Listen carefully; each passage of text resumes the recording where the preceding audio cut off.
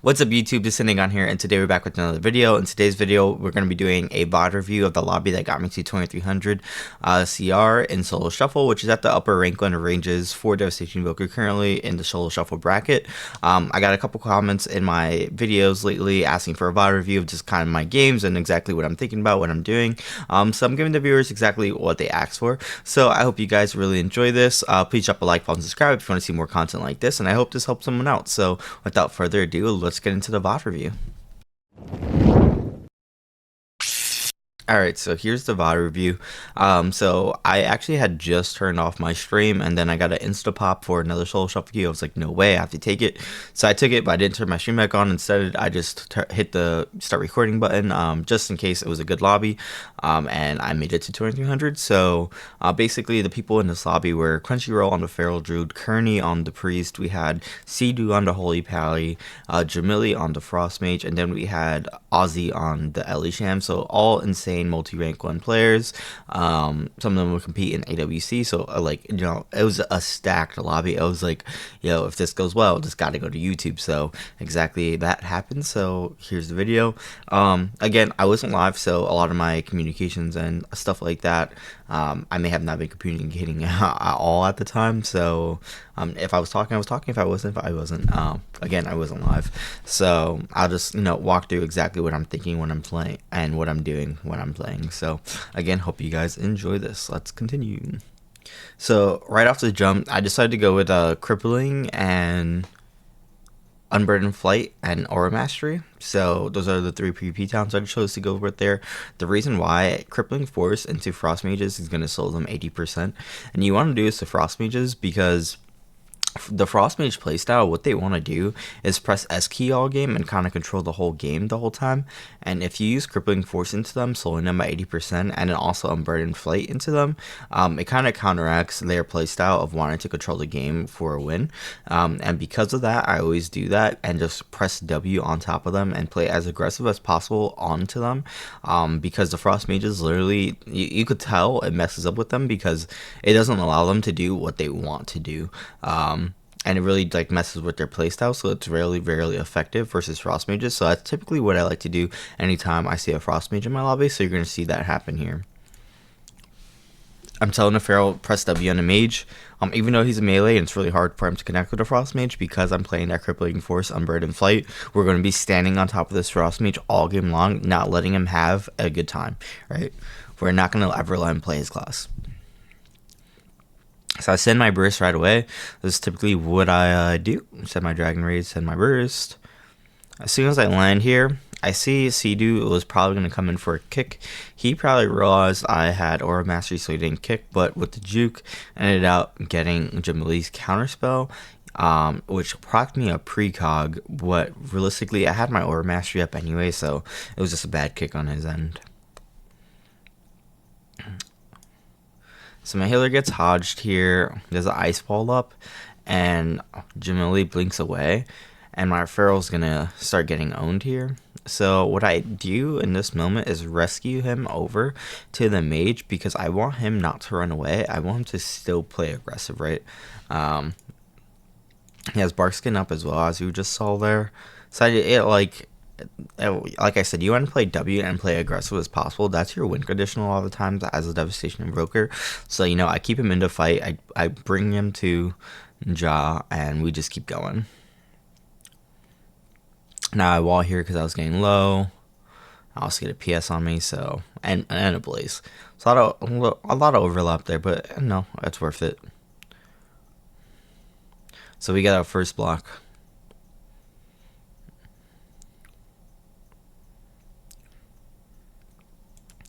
Alright, in this moment, watching this back, there was a lot of dead globals, but the reason for that is outside of this ice block, I know I have another Eternity Surge and a Deep Breath coming up in 4 or 5 seconds, right? So instead of just swapping target and hitting the Ellie here, I wanted to still keep pressing W on the mage, and for that reason, I don't have a lot of essence here, so I'm just spamming Azure Strike trying to fetch for a essence proc, because I want to keep this essence for when I do my next deep breath go, so I could capitalize on my imminent destruction more. So that's why it appears like I'm kind of doing nothing in this moment, but realistically, I'm just consciously saving my essences, instead of just swapping another target during the go, because as soon as we let off the gas on Jaw, he's going to start controlling the game, and it's going to be very favorable for him. So in this moment, I can't fear the healer. I guess I could have feared the shaman in this moment, instead of kind of just sitting around and fetching for procs. So that's something I could have done better if I'm looking at this in the second view. I kicked that with my tail swipe. He gets it off anyway. Alright, so in this moment, I normally would want my Eternity Surge to go off first before I do my what's it called, deep breaths. I could capitalize the most off of the imminent destruction, but in this moment I had no walls left, right, because I already wasted them during my burst, and then I have no renewing blaze, no rescue. I'm like pretty dead here if Jaw gets a stun on me, so I have to just get out the stun at all cost. Yeah, so I pressed this deep breath. So unfortunately I also pressed a deep breath that got me out of the dome, but dome ended there anyway, so it was a good deep breath. So we get ulti pen here on us, and again, like I said, we're just gonna keep pressing W. I have imminent destruction up for one last second, so I know he's probably gonna alter back all this damage, but again, it's more about just pressing W and making him feel pressure than letting him ever feel relaxed. And I'm just lining through the walls, casting my Disintegrate, and there goes the second block. So we already got 2 blocks. The game's going extremely well. At this moment, I probably just rescue, yeah. So my healer gets hexed. It gets broken before I could even acknowledge that. So here we are. Again, we're just pressuring. At this moment, hex this guy. I root that guy, just to be annoying. But again, Jaw wants to press S and control the game. We're not going to let that happen. We're going to keep pressuring him. I fear the healer. Gets tremored. There goes my go. So he's very much... that stun won him the game right there. Holy. He was dead right there if I didn't get stunned there. I kill this ice wall quickly so we could save Crunchy here. He either ends up using a swap into that, and he had survival instincts up, so that's kind of unfortunate.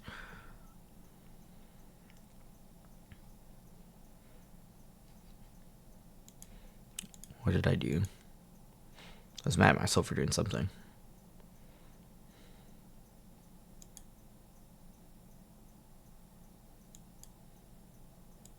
Oh, I see what happened there.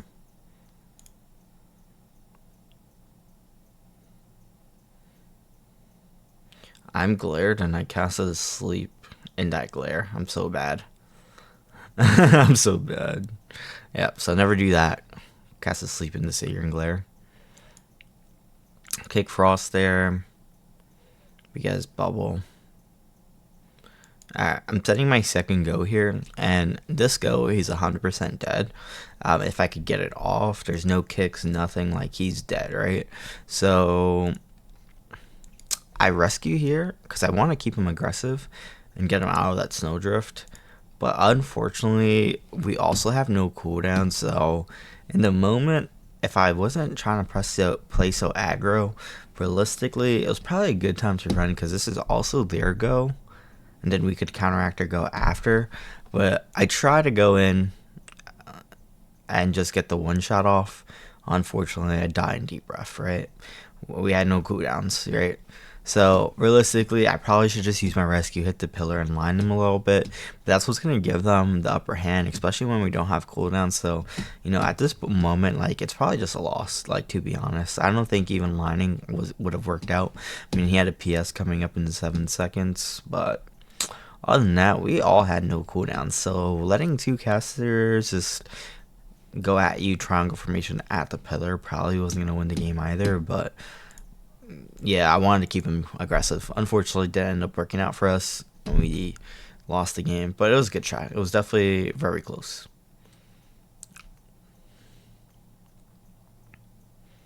Let's see if we get fast over here. Oop, nope.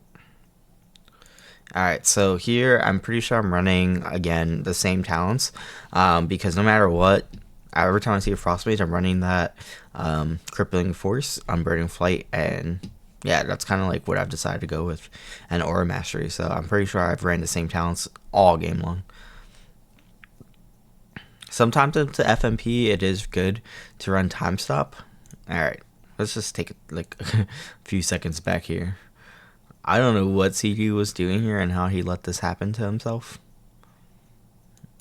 But he gets ice walled off here. Oh my god. What a good ice wall by Ja. I thought he was AFK. But he's over there trying to fight through the ice wall that no one was breaking, I guess. That was really good go on Ja's part. So I send my go because the CCDRs are gone already. I can send my go and start getting aggressive here. So I zigzag on everyone. I get the fear off because he doesn't have a kick. And I get feared. Unfortunately, he stops my whole go here because I never get dispelled.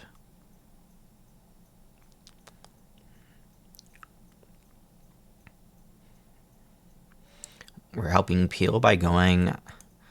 See, in this moment, we're helping Peel by starting him to feral, so that, because it seemed like I had a really bad go at this point. My Shammy's still getting trained by the feral, so I needed to, you know, slow down the feral and make sure he's getting affected by the crippling force. That's why I'm hitting him here. In this moment, I also could have kicked this poly, but I expected to get dispel. I saw Sea-Doo had dispel, so I'm like, let me get this pill. I see the poly coming out, and I know it's on me, and I'm like, all right. Let me just get dispelled on it so I don't kick it, and then I'll kick the next, right? Because the next is going to be the DR. That's what I'm thinking in my head. I'm like, let this poly go off because it'll be a long DR one. Sea-Doo will dispel it, and then the next one I'll kick, right? That's what I was thinking about. But Sea-Doo instead runs in, doesn't dispel me. I didn't get dispelled a single time this game, by the way, by Sea-Doo, which is super aggravating. It is what it is.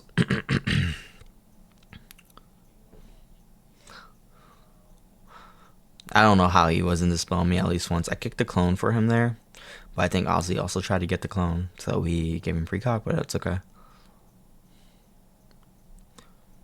But again, even Sea-Doo doesn't get dispels, guys. Like, it's just solo shuffle.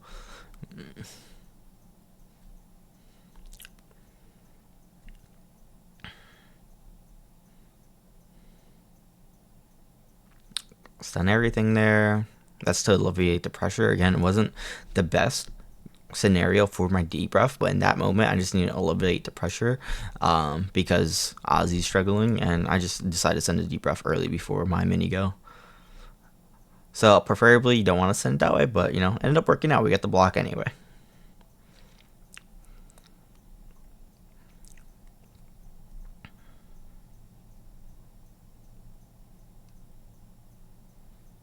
So we're just going, we're doing a whole lot of nothing, but we're gonna keep pressuring. We get the, oh, we're trying to get to sleep there. I think I sleep right after this probably. Yeah, that looks like some, he didn't dispel me on the CC again. I was mad.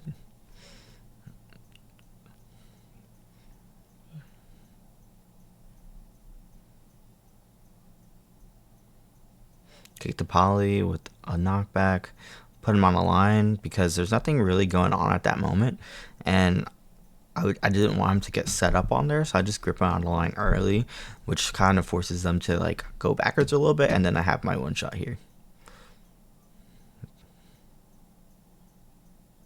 I trinket that, put my wall up because I know he's trying to send it on me, and then we're popping our one shot here. Stun everything, I hope. Big stun everything.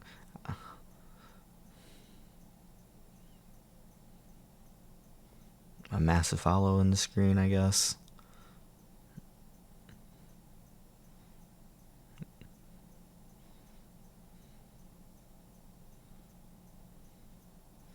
Everything's just kind of dying here at this point, and we're just trying to PvE something down. We decided to go Jaw there because Jaw was trying to get like one last cheeky setup, and I saw that happening, so we instantly went for him. So here Jaw's trying to get that poly. I end up kicking it, and I see he's now going to still keep trying to go for it. So, you know, we had to go end that game there. All right, let's go to the next game. So this time, again, I'm running Crippling Force because Crippling Force is a super effective versus Feral Druids, because even if they're shifting in and out trying to get out of their roots, they're gonna still be slowed all the time. Like shifting in and out of it is not very effective. It's still really annoying. So that's why I'm running Crippling Force into all of them, and like I said, just straight across the board, that's pretty much what I'm doing, and just being as annoying as possible. And then yeah, we're just gonna be Pving him down until eventually he dies, I assume, with Jaw here.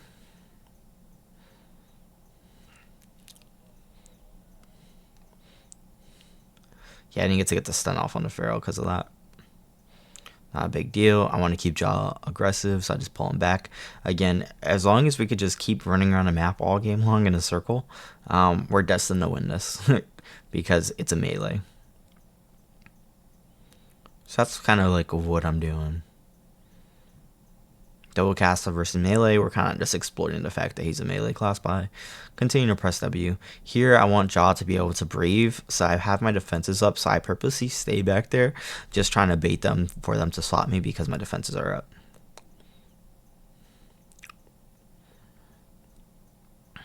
I lined a clone by just jumping backwards there. I wanted to kick that, but I couldn't. So kill target's Feral, and you guys are probably like, why are you just using your fire breath on the other two? The reality is fire breath doesn't do much damage, right? So I don't really care.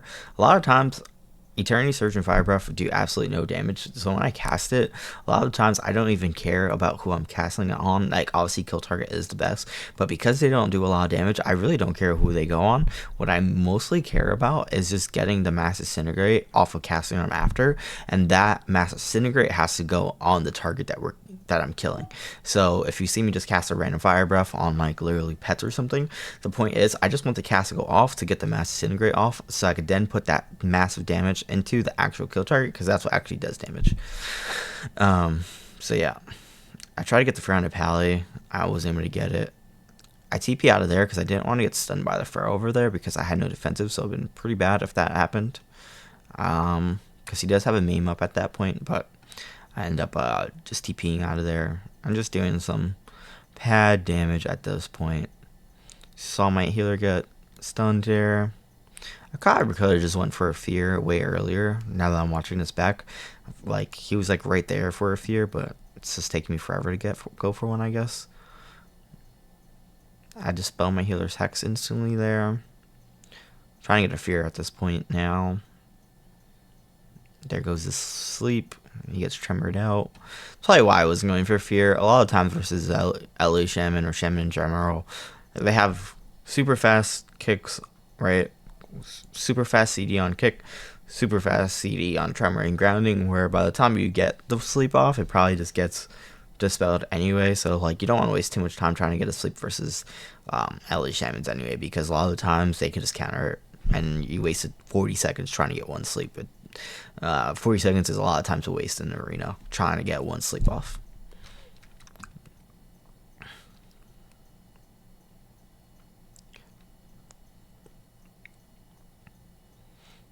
So I kicked the hex there because I know it was going to go on me and I wouldn't have been able to get out of it. So here we're just parsing and we get to go off. Jaw ends it off with a nice ice wall there. Let's go for the next game. So same talents as always. Like I said, I pretty much locked that in all game here. I should have got the stun there for sure. Kind of got trolled on that. And again, we're just parsing the mage. The goal was to press W on the mage.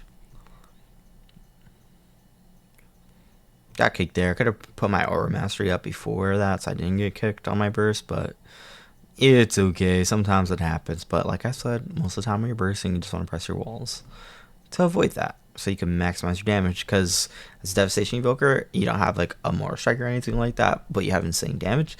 So the more damage you can do uninterrupted and just absolutely PvE and parse the most is going to cause the most cooldowns, which is going to later win you the game because you don't have a mortal strike. So that's kind of how that works. So no mortal strike equals more damage equals you need to get defenses. If you're not getting defenses, you're not going to win. So again, we're just parsing him up. Had altar time there, so not the best stun to just throw at him, but it's okay. We're just trying to keep him extremely pressured. He jukes me there, very good juke on his end. We're just stun, and again, you can see it here, like Jaw's not having fun, right? He is absolutely not having fun. We are completely just like counteracting what he wants to do. Right, we're just pressing W, standing on top of him the whole time. I try to go kick his polymorph there. Like, we're doing everything possible just to be annoying to him and not let him play the game as he wants to play. The more annoying we could be towards him, the better. So again, I'm just casting Azure Strike because after this, I have another Deep Breath Eternity Surge. And I don't want to waste the essences I have because I want to be able to spam them after the deep breath for imminent destruction. So I'm kind of just sitting around doing nothing here. Send a deep breath, he alters, stun the lasso, try to get a fear. I juke it for the death because I knew he didn't have fate, right? But I knew he had death. He has no trinket, so super critical moment right there to get that sleep off. No questions asked, right? But it's Kearney. It's a really good disc priest. I know he's probably just going to death it, so I juke him on it the way I did it there. So let's just play it back again. Go for the deep breath. I could see he has fade on cooldown. I go for it. I juke it. Get it off because he pressed the death. He gets the tremor off anyway because that's just Ellie, right?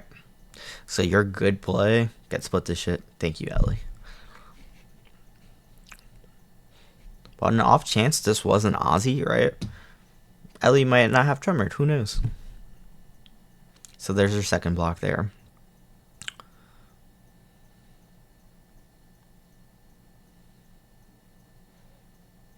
So I have my massive go here. I don't have deep breath necessarily ready, but I know by the time I get all these other globals off, it'll be ready. So I start trying to get my fire breath. I bait, look, this is how I bait this. I see he's an altar, right?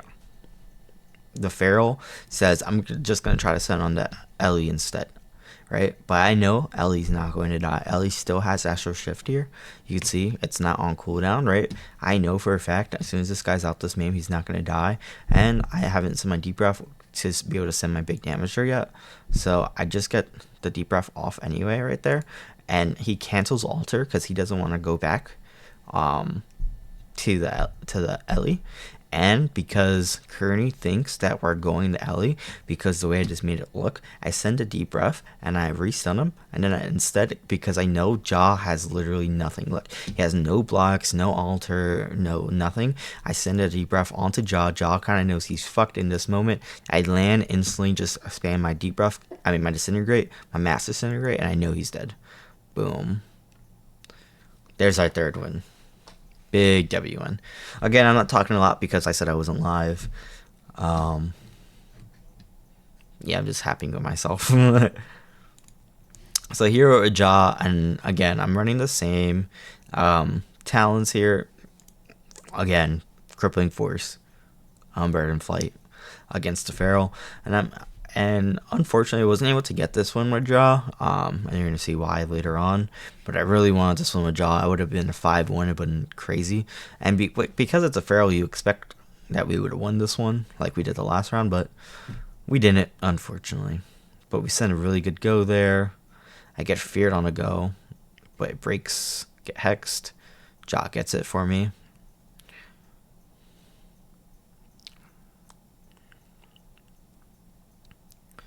And again, we're just, you know, doing the whole press S key thing here.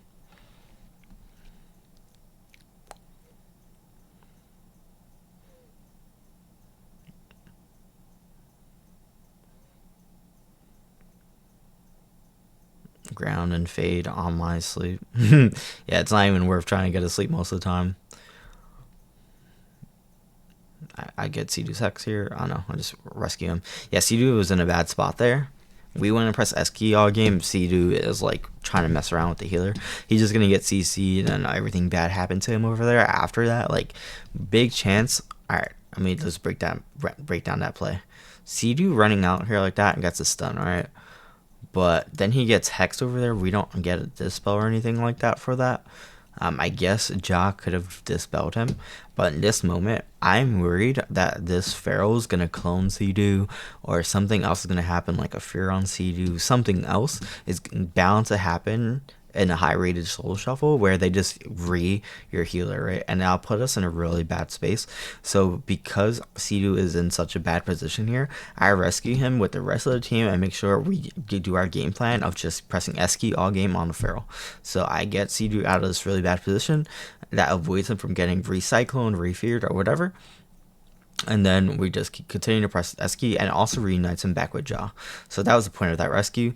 So even though Ja was low, the more realistic thing to do in that moment was get Sea-Doo in the right positioning rather than the bad positioning that he had. And this is something I do in a lot of games where I could see, like, all right, the healer and the other DPS that they're going against are in completely horrible spots right now, and it's gonna cause an ice block to go off, or it's gonna cause something to go off because their positioning is so god awful, because that happens in solo shuffle with no communication. So if you're able to see those types of things in the game, and just kind of course correct that what using a rescue in that moment, that's a really good thing to do. And that's probably something, you know, like lower CR devs may not notice.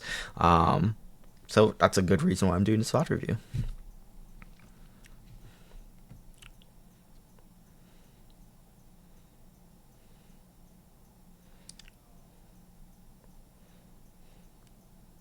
Yeah, off the deep rough there, I lose out on my whole imminent destruction here, because he just fears me off. And Kearney's been really good all game about fading my deep roughs, and when he fades my deep roughs, he ends up just fearing me after. So the best thing I should do, instead of trying to get the fear off of that, is just TP back and just call it a dead go. That's something I gotta get better at. So if a priest fades you, they're probably just gonna fear right after, so that they don't get feared. So call a spade and just TP back. Stop wasting your time.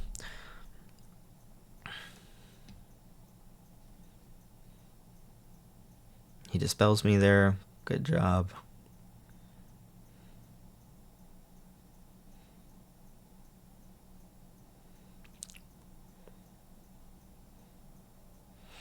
I've worded embrace, so I'm not in line of the other two there on John, so we could keep playing together, by the way. He was getting MC'd, nothing you can really do about that. See who stuns Kearney. We have nothing here. We're taking some pretty big pressure. He walls the Feral off. Really good go here on the Feral. Even though I don't really have much damage on my damage is coming off here. He grounded my sleep. I try to kick.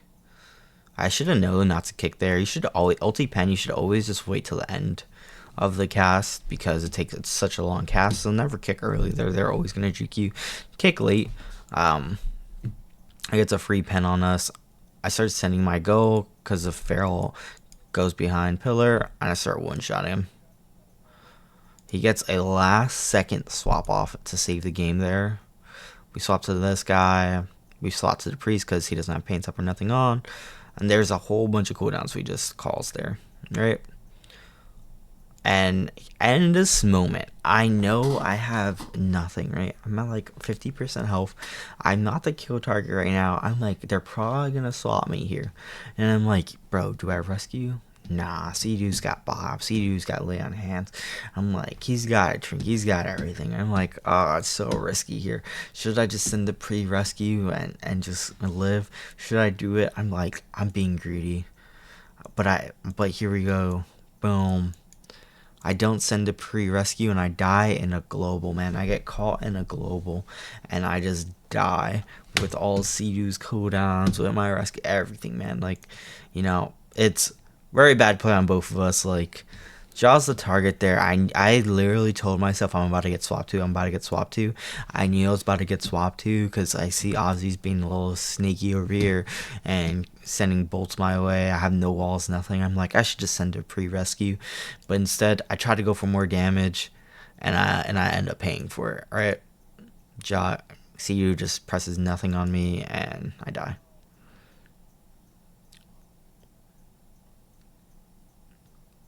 So that was very unfortunate. I should have just sent a pre-rescue. I knew I should have, but that was our round to win. Like, we were still a million years ahead. I just died.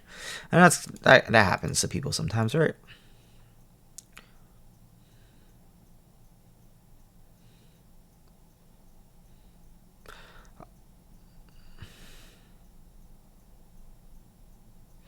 That's just reality of WoW. Sometimes you just die in a global.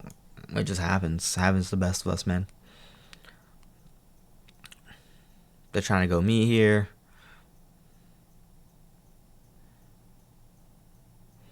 I'm starting to get my counter go off. He has the... There, I delayed my Eternity Surge a little bit because I saw he had his wall up. So I let it go away, and then I sent my go. He blocks early. So we just send our go into Furrow instead. Get more cooldowns.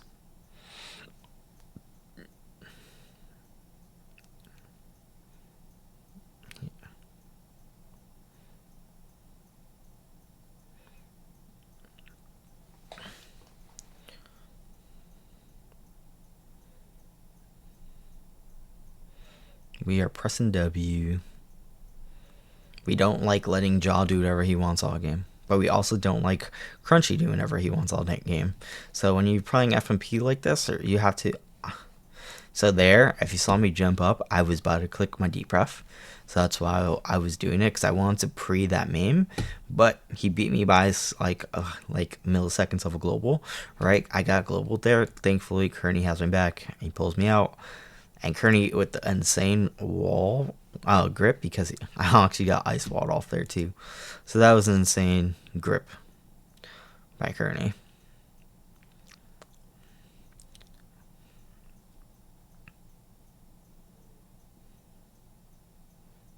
And then I get my go off here. So again, I always like doing my Eternity Surge then 5 rough, so I can have my Master Disintegrates for when I land after that deep rough. I could Shattering Star, cast my Disintegrates. So Shattering Star, cast my Disintegrates.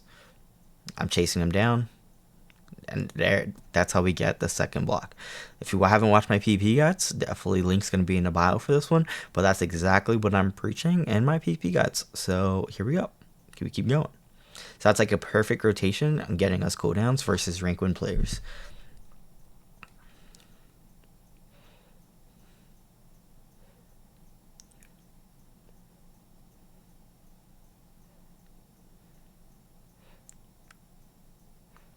I see the Holy Pal is going for the fear there. I have Crippling Force. I was trying to slow him down, and I was probably going to cast a fear there, but then our healer just did it anyway, so I decided, alright, let's just keep parsing.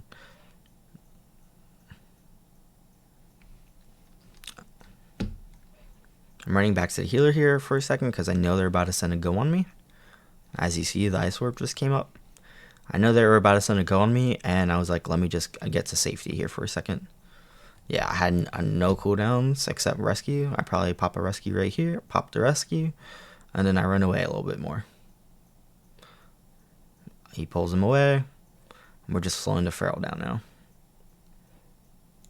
And I was just kind of like having the awareness to run away instead of pressing W. If I hadn't had run away there, I was probably for surely dead. So, you know, being able to recognize, all right, they're about to do a go on me, I should probably start getting away with now, is very crucial. So we get the fear off. There's altar. I start popping my go again. He has a wall. It's about to fall down. Also got glared there on my go, which kind of sucked. But again, I have the most damn to parse, so we're just gonna keep doing damn here. I get stunned, I trinket it, I kick the clone, and then we're running away because my go kind of already got scuffed. So now we're gonna recover the game because we can't press W on jaw anymore. That opportunity already slipped out our hands. So now we just got to play in a defensive manner and go crunchy instead and try to keep him slowed so that he doesn't push in on us. And then we're just dragging him in bad places. So that's how you recover from a bad go. Like, alright, I can't chase the mage. I'm just going to go the Pharaoh instead. I make the Pharaoh chase me. Because we have no cooldowns. Gets done again. I pre-walled it because I saw that was coming up. And because of the pre-wall, I'm pretty much safe there. If I wasn't pre-walled, I probably was dead there. So at very crucial moments, I stopped. I wanted to keep chasing the Pharaoh there, right? But then I saw Sidu start casting tears. I was like, stopping the tears in this moment when everyone's dead, way more value than just keep chasing the Pharaoh. So I just stopped the tears, then put him in a sleepwalk. And then we could go kill Jaw instead because look at Jaw's health and no ice blocks. There we go. And that's how we end up 2307. And my MMR is even higher for the next time I queue up. So, a really insane game there. Against really insane players. Shout out to all the players in there. But yeah, that's how I was able to secure the 4-2 in this type of lobby. So, hope this helped you guys. If you enjoy content like this, again, drop the like, follow, subscribe. Really appreciate it. If you guys want to see me do more VOD reviews or do VOD reviews of your own videos, you know, feel free to join my Discord and we could talk about it. So I hope you guys really enjoyed this. And without further ado, let's end the video here. Peace.